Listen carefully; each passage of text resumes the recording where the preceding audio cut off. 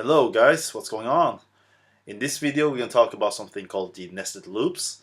There's going to be three parts of the video series. We're going to have the first, which is going to be the while loop. The second will be the do while loop, and the third will be the for loop. So what is a nested loop? A nested loop is a loop within a loop. So basically it means that when you code or make a statements, and the code will execute multiple of time again and again, like repeating over and over again until some conditions are met.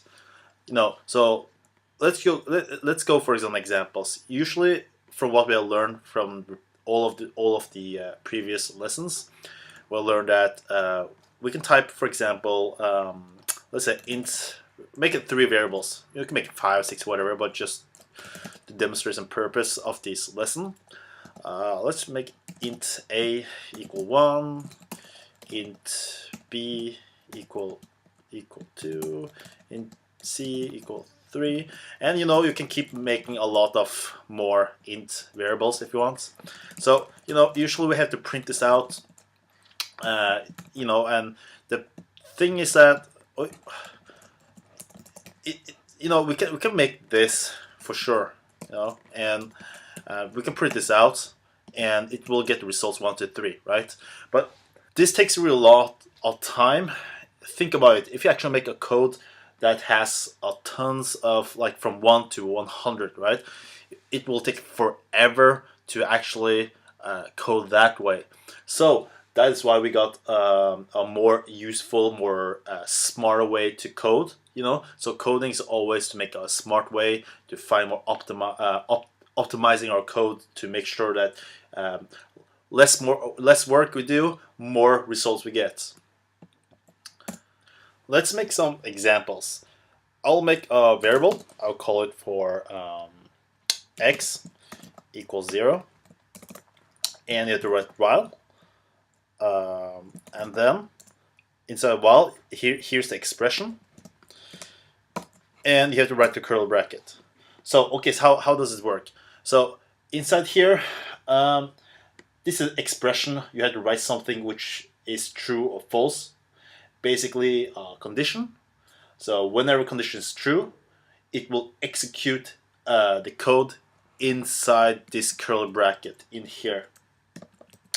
But as soon the conditions it becomes false, the loops will start to get out, or just exit.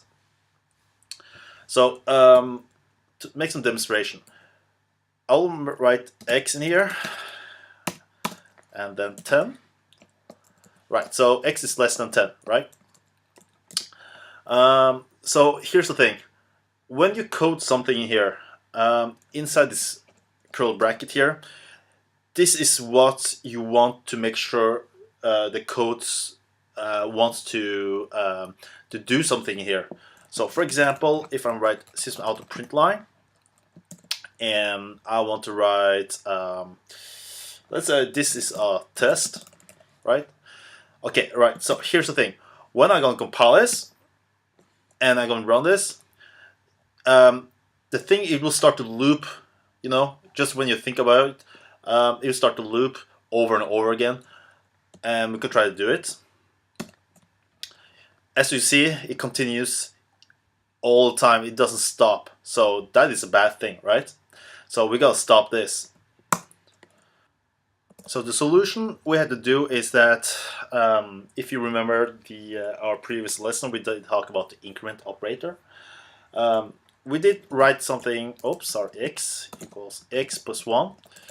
So when you write this way here, it will make sure. Let's just compile it and just see what's going on.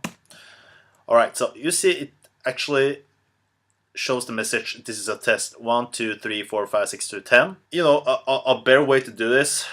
We can actually just write plus plus. So this means basically increasing by 1. So go compile again. All right. So here's the thing. How does it work? This works like this. The thing is, like, this in here, x is 0, right? So this is 0. And inside 0, you want to execute the code to repeat it again one time and two times and three times until the not 10 but it's 9 though.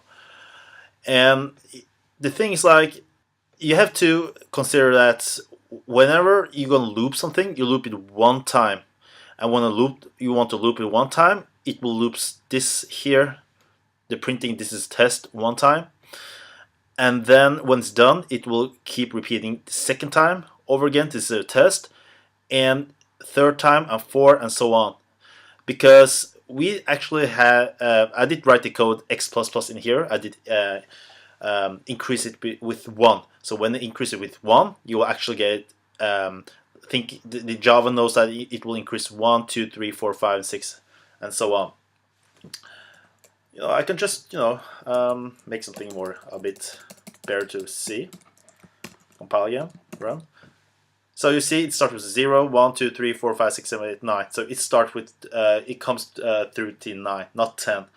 If you actually want to 10, you have to write equal here and compile it, and then it shows 10.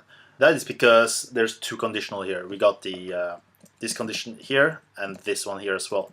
So this is a less than, and this is or equal. So basically those two is less than or equal to. So that's why it prints out the 10. Oh, and there's something I want you guys to know, that even though what you have seen, the x++ means basically you're increasing with 1, right? But you can always write something. If you actually write like this, that is something I did on the video, and that means you're just increasing with everything with 1. But let's say if you want to increase with 2 or 3, 4, whatever, we can just compile this and see what's going on. It will say 2, 4, 6, 8, 10, right? It's just multiplying it up with 2. Or 3, same thing, right? 4. But the thing is that I want to show you guys that you don't really need to write this way.